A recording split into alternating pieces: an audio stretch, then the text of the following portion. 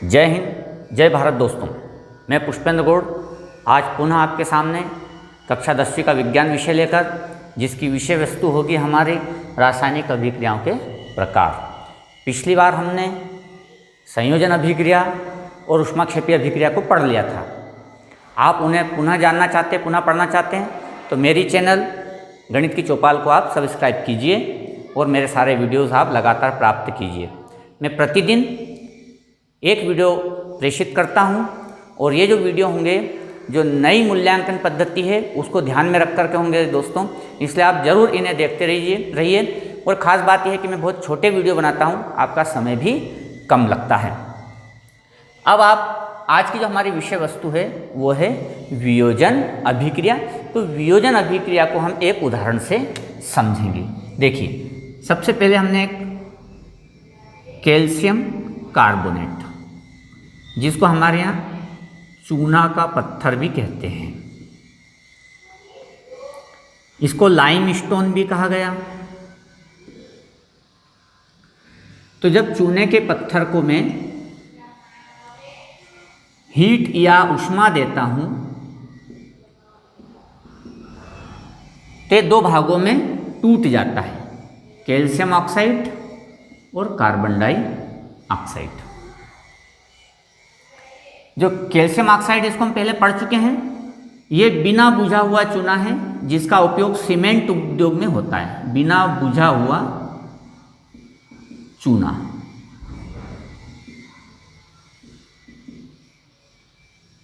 इसको quick lime भी कहा गया है, क्विक लाइम।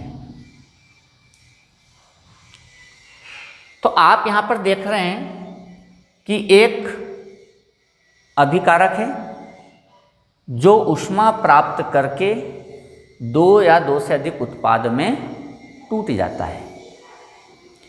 ठीक संयोजन की अपोजिट प्रोसेस, ठीक संयोजन की अपोजिट प्रोसेस, जिसमें एकल अभिकारक means single reactant break down into more than one product.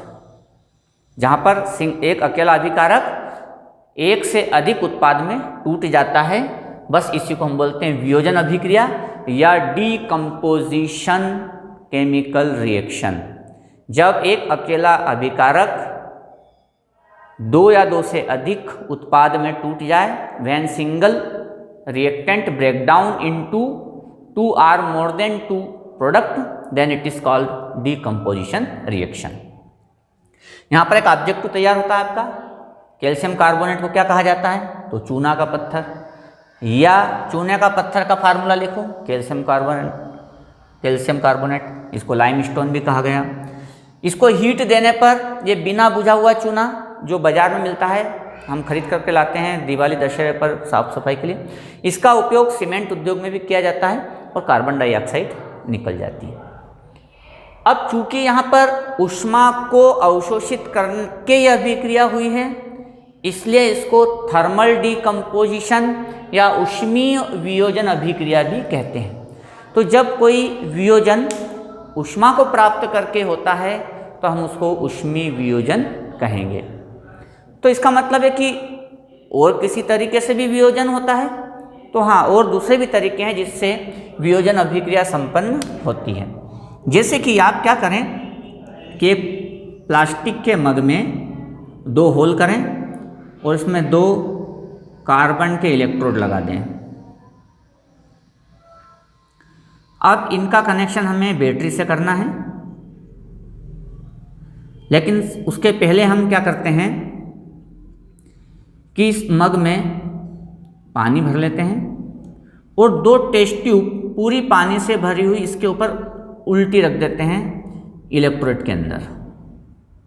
दो टेस्ट ट्यूब पूरी पानी से भर करके इस इलेक्ट्रोड पर उल्टी रख देते हैं। इसमें एक या दो बूंद HCl या H2SO4 की डाल दें और अब आप इसका बैटरी से कनेक्शन करके इसमें करंट प्रवाहित करें। तो आप देखेंगे थोड़ी देर बाद कि इसमें से बबल्स बनना स्टार्ट होते हैं और वो बबल्स ऊपर जा कर के सेटल डाउन होते हैं और ऊपर से जो है वाटर लेवल डाउन होता है। आप देखेंगे कि एक टेस्ट ट्यूब में वाटर लेवल ज़्यादा डाउन होता है और एक में थोड़ा कम होता है। ये जो अभिक्रिया हो रही है, ये क्या हो रही है कि जो पानी है, वाटर है H2O, उसको हम करंट प्रवाहित कर रहे हैं। तो इससे क्या होता है कि जो वाटर के मॉलिक्यूल्स हाइड्रोजन और ऑक्सीजन में टूट जाते हैं। संतुलित करना जरूरी है, इसलिए संतुलित भी कर दें। तो आप यहाँ पर देख रहे हैं कि पानी के जो मॉलिक्यूल्स हैं वो हाइड्रोजन एटम और ऑक्सीजन एटम में टूट जाते हैं। यहाँ पर भी वियोजन अभिक्रिया ही हो रही है। एक अकेला अभिकारक दो भागों में टूट जाता है, लेकिन यहाँ पर हीट नहीं दी जा रही, यहाँ पर करंट ऊर्जा के रूप में दिया जा रहा है। यहाँ पर जब करंट ऊर्जा के रूप में दिया जाता है तो इसलिए इसको विद्युत अपघटन अभिक्रिया कहते हैं।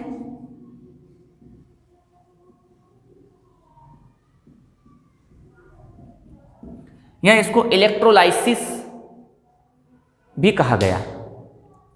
अब यहाँ पर मैंने आपसे एक बात कही थी कि यहाँ पर जो पानी का जो लेवल है टेस्ट ट्यूब में वो नीचे तो आता है, लेकिन दोनों टेस्ट ट्यूब के लेवल में अंतर होता है। एक का लेवल तेजी से नीचे आता है जबकि दूसरा उसके आधे के बराबर रहता है। तो ऐसा इसलिए होता है साथियों, ये प्रश्न बनता है कि विद्युत अपघटन अभिक्रिया में एक टेस्ट ट्यूब का पानी का लेवल दूसरे टेस्ट ट्यूब की तुलना में दुगना होता है या आधा होता है। तो ऐसा क्यों? ये अनुप्रयोगात्मक क्वेश्चन में जाता है। तो ऐसे अनुप्रयोगात्मक क्वेश्चंस आपसे पूछे जाएंगे, इसको अपन बोलते हैं एप्लीकेशन लेवल के क्वेश्चन। तो ऐसा क्यों होता है? अब आप पूरी पुस्तक ढूंढ लेंगे तब भी इसका आंसर नहीं मिलेगा। एप्लीकेशन लेवल क्वेश्चन ऐसे होते हैं। तो इसका जवाब ये है कि जब वाटर या पानी का एक मॉलिक्यूल टूटता है तो ऑक्सीजन का एक अणु की तुलना में हाइड्रोजन के 2 गुने अणु टूटते हैं। यहाँ पर देखें ये 2 टाइम्स है जबकि ये 1 टाइम्स ही है। आप कहेंगे कि यहाँ 2 लिखा, तो अगर आप इसको 2 टाइम्स ऐसे मान ले तो फिर ये 4 टाइम्स है। मतलब ऑक्सीजन की तुलना में हाइड्रोजन के 2 गुने अणु मुक्त होते हैं। इसलिए हाइड्रोजन वाली टेस्ट ट्यूब में वाटर लेवल ज़्यादा डाउन होगा और ऑक्सीजन की टेस्ट ट्यूब में उसकी तुलना में आधा वाटर लेवल डाउन होता है। ये इसका आंसर है। इसके अलावा सूर्य के प्रकाश से भी जो वियोजन अभिक्रिया संपन्न होती है। तो यहाँ पर आप देख रहे हैं कि जो वियोजन अभिक्रिया है उसमें ऊर्जा का कोई ना कोई स्वरूप अवशोषित हो रहा है, चाहे वो ऊष्मा के रूप में हो, चाहे विद्युत ऊर्जा के रूप में हो या सूर्य के प्रकाश के रूप में हो, तभी वियोजन अभिक्रिया हो रही है। तो ऐसी कई रासायनिक अभिक्रियाएं होती हैं जो ऊर्जा किसी न किसी रूप में अवशोषित करके संपन्न होती है। ऐसी रासायनिक अभिक्रियाओं को हम बोलते हैं ऊष्माशोषी अभिक्रिया, एंडोथर्मिक रिएक्शंस। तो वे रासायनिक अभिक्रियाएं जो कि ऊष्मा, प्रकाश या विद्युत या किसी अन्य ऊर्जा को अवशोषित करके संपन्न होती है, उसको हम बोलते हैं ऊष्माशोषी या एंडोथर्मिक केमिकल रिएक्शन। तो आपके यहाँ पर 2 अभिक्रियाएं पूर्ण हो जाती है, वियोजन अभिक्रिया और ऊष्माशोषी अभिक्रिया। दोनों की परिभाषाएं मैंने इसमें बता दी है। इसमें कुछ ऑब्जेक्टिव टाइप के क्वेश्चन बन जाते हैं। एक फार्मूला दे दिया, इसका प्रचलित नाम पूछ लिया, प्रचलित नाम दे दिया, उसका फार्मूला पूछ लिया। चूंकि ये रासायनिक अभिक्रिया ऊष्मा को अवशोषित करने से हो रही है, इसलिए इसको ऊष्मीय वियोजन, थर्मल डिकम्पोजिशन भी कहते हैं। इसको विद्युत अपघटन या आपका इलेक्ट्रोलाइसिस केमिकल रिएक्शन भी कहते हैं। इसमें प्रश्न बन जाता है अनुप्रयोगात्मक, जो मैंने आपको बता दिया। इस तरह से इसमें कुछ ऑब्जेक्टिव टाइप प्रश्न बन जाते हैं, एक अनुप्रयोगात्मक क्वेश्चन भी बन जाता है। तो दोस्तों, आपको अगली परीक्षाओं को ध्यान में रख करके तैयारी करनी है और मैं जो वीडियो बना रहा हूँ वे उन्हीं को ध्यान में रख करके कर रहा हूँ। अब मेरे वीडियो अपने दोस्तों में भी शेयर कीजिए, उसका कोई शुल्क नहीं लग रहा है। साथ ही साथ आप मेरे चैनल को सब्सक्राइब कर लीजिए, तो आपको मेरे वीडियो लगातार प्राप्त होते रहेंगे और मैं नई मूल्यांकन पद्धति के अनुसार ही आपको वीडियो भेज रहा हूँ। दोस्तों, आप लगातार घर बैठ करके आराम से इन वीडियो को देखिए और अपना ज्ञान बढ़ाइए। पुनः अगले विषय वस्तु के साथ हम अगले दिन मिलेंगे। तब तक के लिए जय हिंद, जय भारत। और ये पूरा बोर्ड आप एक बार अच्छे से देख लें, आपको सारी बातें समझ में आ जाएगी।